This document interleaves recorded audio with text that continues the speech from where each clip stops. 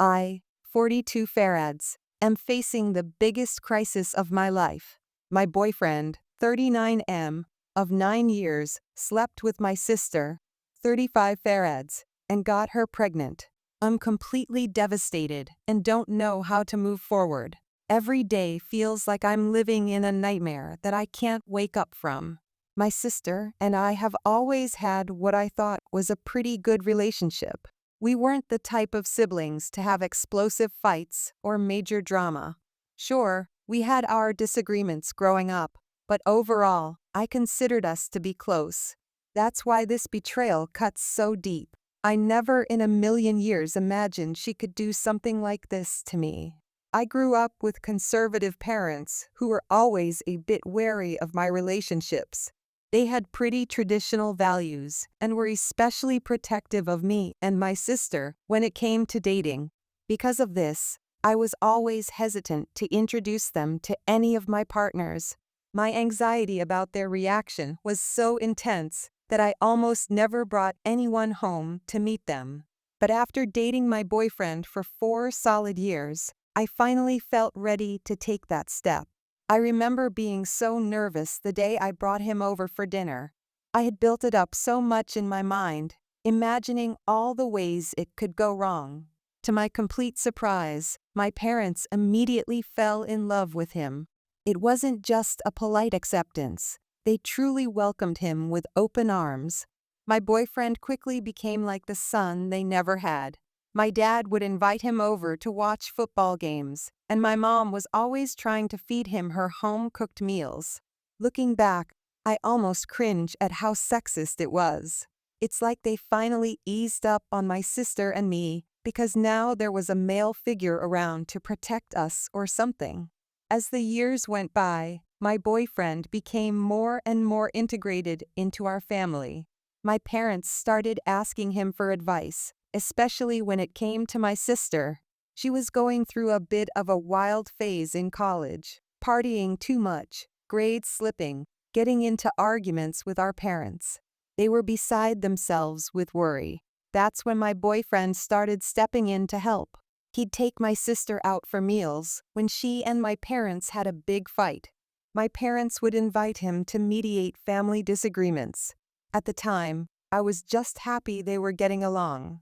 I thought how lucky I was to have a boyfriend who cared about my family and didn't have to deal with difficult in-laws. I even bragged to my friends about how great it was that my sister and boyfriend had such a good relationship. But now I see how naive I was. All those private conversations and outings, that's when their relationship must have started. And I had no clue.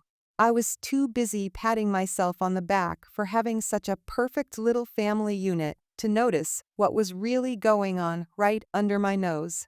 Things started to change around our 7th anniversary. My sister began inserting herself into our relationship more and more. She'd invite herself along when we'd hang out, try to create little arguments between us. It worked. My boyfriend and I started fighting more. There were weeks where we barely spoke to each other. I should have ended things right then and there. But after 8 years together, I couldn't bring myself to give up. I ignored all the red flags and tried desperately to make things work between us.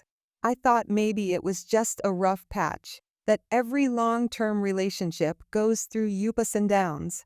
Then, about a week after our 8th anniversary, my sister and boyfriend asked to talk to me. I had a sinking feeling in my gut, but a small part of me still held out hope that maybe they were planning some kind of surprise for me. Maybe a belated anniversary celebration or something. Instead, they dropped the bombshell. My sister was pregnant, and there was a high possibility that my boyfriend was the father. They wanted to wait for a DNA test after the baby was born to know for sure. As they sat there explaining, all I could think was how surreal it all felt. Like I was watching a movie of someone else's life falling apart. I felt like my entire world was crumbling around me. 9 years of my life, gone in an instant. The 2 people I trusted most had betrayed me in the worst way possible. All those dreams I had for our future, marriage, kids, growing old together, they all turned to dust in that moment. My boyfriend said he wanted to do the right thing and take care of my sister and the baby until they could get the DNA test. As if that was supposed to make me feel better somehow. The fact that he was choosing her over me, after everything we'd been through together, it felt like a knife twisting in my heart. I thought at least I'd have the support of my family and friends, but I was wrong about that too. When I called my parents a few hours later, expecting some comfort or sympathy, they sounded thrilled about the pregnancy. They were literally gushing about how excited they were to have their first grandchild. And the cherry on top of this shit sundae, they actually said they were happy, was my boyfriend who was the father. Like this was some kind of best-case scenario in their minds. I was absolutely gutted. It felt like I was living in some kind of alternate universe where everyone had gone insane except me. For the past few months, I've been in a complete haze. I still haven't officially broken up with my boyfriend. I'm just too numb to deal with any of it. So I've had to sit here and watch the man I loved for 9 years dote on my pregnant sister. It's like some kind of sick nightmare I can't wake up from. The demands keep getting crazier and crazier. My sister actually had the nerve to ask, no, demand, that I convert one of the rooms in the house I pay for into a nursery. This is when I finally snapped. I lost it on both of them, screaming and crying for the first time since this all started. It felt like all the emotions I'd been bottling up for months came pouring out at once. But somehow, I'm the bad guy now. My entire family is piling on me, saying I need to be more understanding. That mistakes happen, and I should be happy about this, because if I try to fix the relationship, I'll end up with a good father for my future children. As if I could ever trust him again after this betrayal. Are they insane? How could they possibly expect me to forgive this level of betrayal, to just smile and play happy family while my boyfriend and sister raise their love child together? The thought of it makes me physically ill. I'm so lost and heartbroken. I don't know how to move forward from here. Part of me wants to cut ties with all of them and start over somewhere new. But is that too drastic? Am I overreacting? I've built my whole life here, my job, my friends, my home. The thought of leaving it all behind is terrifying, but staying here surrounded by constant reminders of their betrayal seems unbearable too. I keep replaying everything in my mind, wondering if there were signs I missed. If I'm somehow to blame for not seeing what was happening right under my nose. The guilt and self-doubt are eating me alive. Maybe if I had been a better girlfriend, a better sister, none of this would have happened. I know logically that it's not my fault, but it's hard not to blame myself sometimes. My friends are split. Some think I need to forgive and try to salvage my relationship.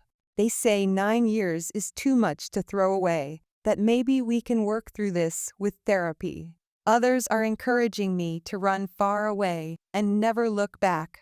They say I deserve better and that I'll never be able to trust either of them again. I'm torn between wanting to fight for the life I thought I had and wanting to burn it all down and start over. There are days when I fantasize about confronting them, making them feel as hurt and betrayed as I do. And then there are days when I just want to disappear, to go somewhere where no one knows me or my story. I never thought I'd be in this position at 42 years old. I always imagined I'd be married with kids of my own by now. Instead, I'm watching my younger sister have a baby with the man I thought I'd spend my life with. It's like some kind of twisted joke. The worst part is, a tiny piece of me still loves him. After 9 years together, I can't just turn those feelings off like a switch. Even though I know I should hate him, there's still a part of my heart that aches for what we had. I find myself remembering all the good times, our first date, the trip we took for our 5th anniversary, The way he used to surprise me with little gifts for no reason. It makes this betrayal hurt even more. I don't know if I'm looking for advice or just needed to vent. I guess I'm wondering, has anyone else been through something like this? How did you move past it? Is it even possible to maintain a relationship with my family after this kind of betrayal? Right now, I'm just taking it one day at a time. Some days I can barely get out of bed. Other days, I feel a glimmer of hope that maybe I can rebuild my life. But the pain and anger are always there, simmering just below the surface. Work has been a struggle too. I haven't told many people there about what's going on, but it's hard to focus when my whole world is falling apart. My boss has noticed my performance slipping and keeps asking if everything is okay. I don't know how much longer I can keep it together before I have to explain the situation. I know I need to make some big decisions soon. Do I stay in this house, surrounded by memories of my life with him? Do I try to salvage any kind of relationship with my sister or parents? Do I quit my job and move somewhere entirely new for a fresh start? It all feels so overwhelming. I never imagined I'd be starting over in my 40s, but here I am. Any words of wisdom or support would be greatly appreciated. I'm trying to stay strong, but some days it feels impossible. I've started seeing a therapist, which helps a little. It's good to have someone objective to talk to about all of this. She's been encouraging me to focus on self-care and to give myself time to process everything before making any major decisions. But it's hard not to feel like my life is on hold while everyone else moves on without me. The hardest part is the loneliness. I used to talk to my boyfriend or my sister about everything. Now, I feel like I have no one to turn to. My other friends try to be supportive, but unless you've been through something like this, it's hard to really understand. I've thought about trying to date again, but the idea of trusting someone new feels impossible right now. How can I ever let my guard down again after being hurt so deeply by the people I trusted most? There are moments when I think about confronting my sister, really letting her know how much she's hurt me. But then I think about the baby, my future niece or nephew, and I feel conflicted. It's not the child's fault, after all. But how can I ever look at that baby without seeing the betrayal? I'm trying to focus on the future, on building a new life for myself. I've started a new hobby, painting, which helps take my mind off things for a while. I'm thinking about going back to school, maybe getting a master's degree, anything to feel like I'm moving forward instead of being stuck in this horrible limbo. Some days, I feel strong and empowered, ready to face whatever comes next. Other days, the grief hits me like a tidal wave, and I can barely function. I know healing isn't linear, but the ups and downs are exhausting. I'm scared of being alone, of never finding love again, but I'm also scared of ever being that vulnerable again, of opening myself up to this kind of pain. It feels like no matter what I do, I lose. Thank you for listening to my story. It helps just to get it all out, even if I'm no closer to knowing what to do. I guess only time will tell how this all plays out. For now, I'm just trying to survive each day as it comes, hoping that eventually the pain will lessen and I'll find my way to a new kind of happiness. If anyone has been through something similar or has any advice, I'd be grateful to hear it. And if you've made it this far, thank you for reading. It means more than you know to feel heard in all of this chaos. Update 1. It's been about a month since my last post, and I'm still reeling from the chaos that unfolded yesterday. Just when I thought things couldn't get more complicated, life threw me another curveball. My sister went into labor, and somehow, I ended up being the one to take her to the hospital. Yes, you read that right. I, the betrayed sister, rushed her to the delivery room. My parents and ex were on a trip, and my sister had been staying at my place because she was close to her due date. Despite everything, I couldn't leave her alone in that state. The ride to the hospital was surreal. My sister alternated between crying in pain and apologizing to me between contractions. At the hospital, she begged me to stay with her in the delivery room. Against my better judgment, I did. Watching my sister give birth to a child that could potentially be my ex's was an experience I never thought I'd have, especially under these circumstances. But the real drama started after the baby was born. A few hours later, my ex and my parents arrived at the hospital, excited to see the baby. But as they approached, their expressions changed from joy to shock. The baby, it turns out, is clearly of African American descent. The room went silent. My ex looked like he was going through all the stages of grief at once. He started yelling, accusing my sister of lying, demanding to know who the real father was. It got so bad that hospital security had to escort him out. My sister burst into tears, saying she didn't know that she had been with a few guys around the same time as my ex. It was like watching a soap opera unfold in real time, except I was somehow both a character in it and an unwilling audience member. Things got even messier when my ex's parents showed up. They had no idea my sister was even pregnant, let alone that their son might be the father. They were furious with everyone, my ex, my sister, my parents. The nurses had to threaten to kick everyone out if they didn't calm down. Through all of this, I felt strangely detached. On one hand, I felt relieved that the baby wasn't my ex's. On the other hand, I felt angry all over again. All this pain, all this drama, and for what? A lie? A mistake? Now, a day later, I'm still processing everything. My ex has been blowing up my phone, alternating between apologizing to me and raging about my sister. My parents are torn between joy at having a grandchild and confusion over the whole situation. And my sister? She's still in the hospital, dealing with the aftermath of giving birth and the chaos that followed. As for me, I don't know how to feel. Part of me wants to laugh at the absurdity of it all. Another part wants to cry. And a small, petty part of me feels vindicated, like karma finally caught up with them. I'm not sure what happens next. My ex is talking about getting a paternity test anyway, just to be 100% sure. My parents are trying to play peacemakers, but I can tell they're overwhelmed. And me? I'm seriously considering taking that job offer in another state that I mentioned in my last post. After all this drama, a fresh start is looking more and more appealing. I guess the silver lining in all of this, if there is one, is that I finally feel like I can close this chapter of my life. Watching my ex melt down in the hospital, seeing the reality of my sister's actions, it's like a spell has been broken. I no longer feel that lingering attachment or love for either of them.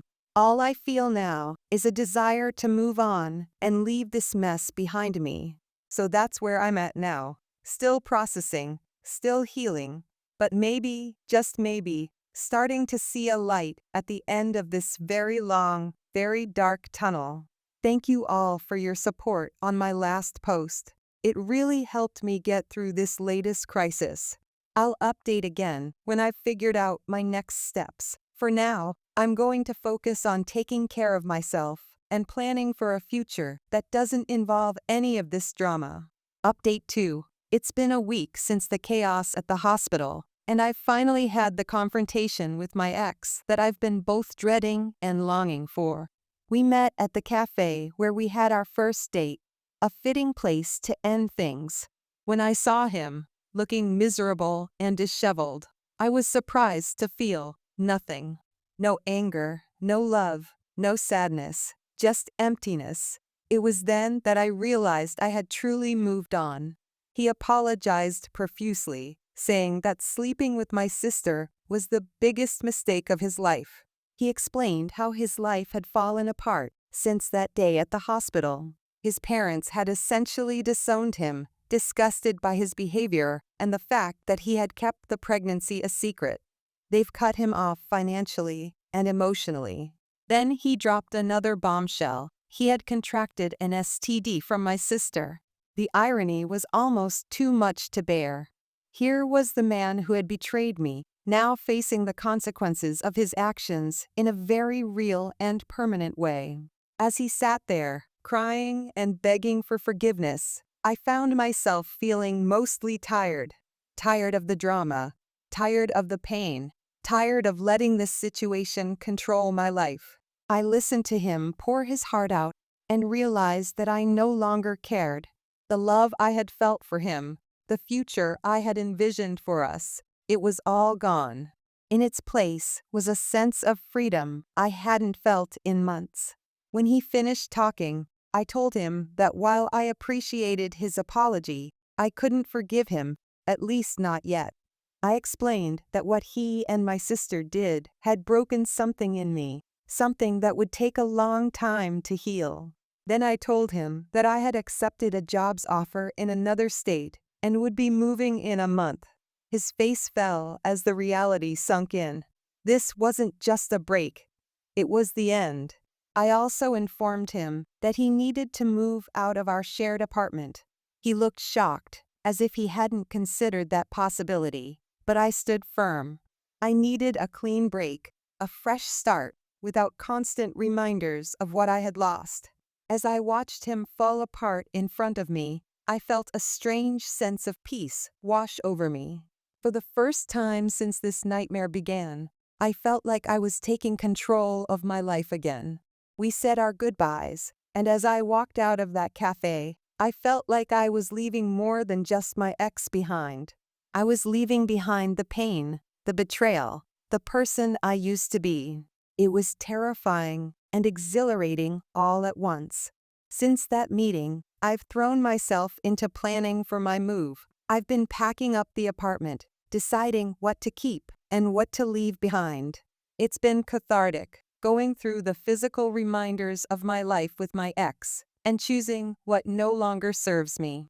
My family has been reaching out non-stop, trying to convince me to stay, to work things out. But I've been firm in my decision.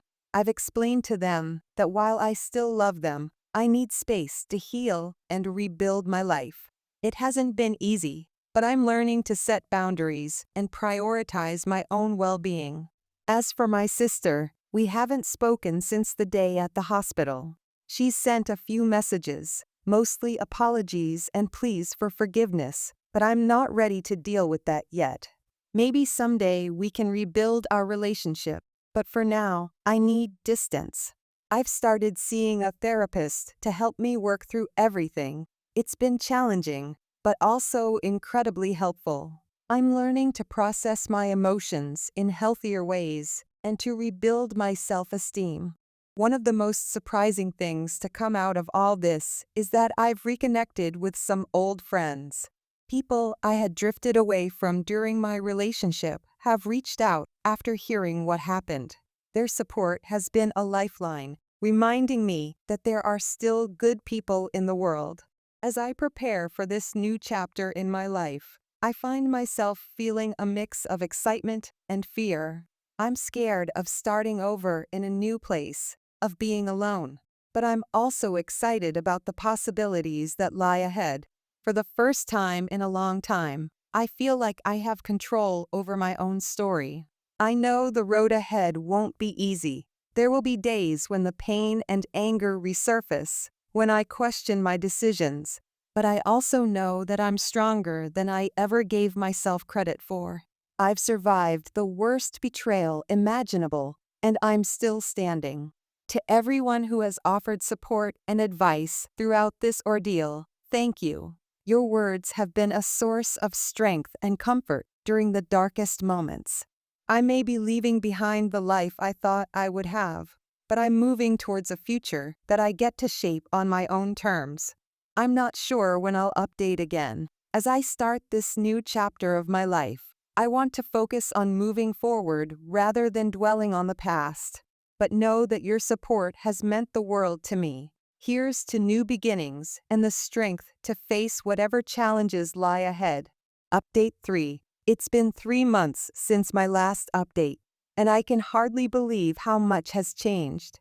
I'm writing this from my new apartment in a new city, surrounded by boxes that are yet to be unpacked, but feeling more at peace than I have in a long time. The move was both easier and harder than I expected. Physically, it was exhausting, packing up 9 years of memories, deciding what to keep and what to leave behind. Emotionally, it was a roller coaster. There were moments when I questioned everything, wondering if I was making a huge mistake.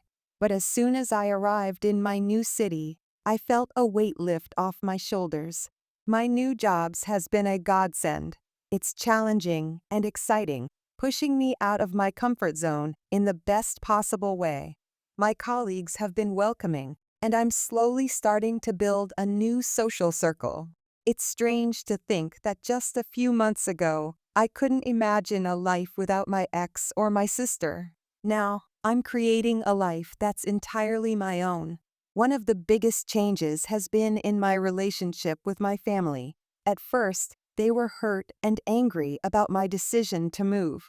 My parents especially struggled to understand why I couldn't just forgive and forget. But as time has passed, they've started to come around.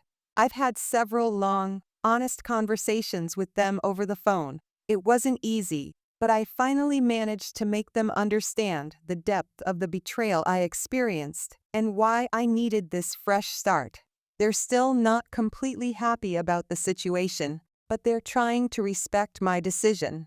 As for my sister, that's been the most complicated part. She's reached out several times, sending lengthy emails filled with apologies and explanations. I've read them all, but I haven't responded yet. I'm not sure I'm ready to. The therapist I've been seeing has been helping me work through my feelings about her, and I've come to realize that forgiveness is a process, not a destination. One unexpected outcome of this whole ordeal has been a newfound sense of self-discovery. Without the identity of girlfriend or sister to cling to, I've had to figure out who I really am. I've taken up new hobbies. I'm learning to paint, and I've joined a local hiking group. I'm rediscovering parts of myself that I had neglected during my relationship. I've also been on a few dates. Nothing serious yet, and to be honest, I'm not sure I'm ready for anything serious. But it's been nice to remember that there are good people out there, people who won't betray me or take me for granted. The healing process hasn't been linear. There are still days when the pain hits me out of nowhere, when I see a happy couple on the street and feel a pang of what I've lost. But those moments are becoming fewer and farther between. I've learned to sit with my emotions rather than trying to push them away. When I feel angry or sad, I let myself feel it. I write in my journal. I go for a run. I call a friend. I'm learning that it's okay to not be okay sometimes. One of the most surprising things has been realizing how much stronger I am than I ever gave myself credit for. I've survived something that once felt unsurvivable. I've rebuilt my life from the ground up. And while it hasn't been easy, I'm proud of myself for doing it.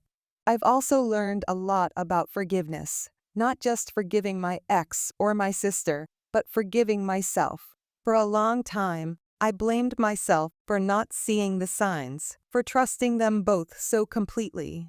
But I've come to realize that their actions were not my fault. I'm learning to be kinder to myself, to treat myself with the same compassion I would show a friend. As for my ex and the baby situation, I've tried to distance myself from it as much as possible. I heard through mutual friends that the paternity test confirmed what we already knew. He's not the father. Last I heard, he was trying to rebuild his relationship with his parents and get his life back on track. Part of me hopes he succeeds. If only so, he can learn from this experience and not put anyone else through what he put me through. My sister had the baby, a healthy little boy. My parents have been sending me pictures, which I look at with a mix of emotions I can't quite name. He's innocent in all of this, and I hope that someday, when I'm ready, I can be a part of his life. But for now, I'm keeping my distance. Looking ahead, I'm cautiously optimistic about the future. I'm not sure what it holds, but for the first time in a long time, I'm excited to find out. I'm focusing on my career, on building new friendships, on exploring this new city I call home. I'm also learning to trust again, not just others, but myself. I'm trusting my instincts, my judgment, my ability to handle whatever life throws at me. Because if there's one thing this experience has taught me, it's that I'm capable of surviving even my worst nightmares. To everyone who has followed my story and offered support along the way, thank you. Your kindness and encouragement have meant more than you know. While I may not update again for a while, know that I'm doing okay. More than okay, actually. I'm healing, I'm growing, and I'm looking forward to whatever comes next. Life may not have turned out the way I planned, but I'm starting to think that maybe, just maybe, it could turn out even better. Here's to new beginnings, to second chances, and to the strength we all have within us to overcome even the most heartbreaking of betrayals.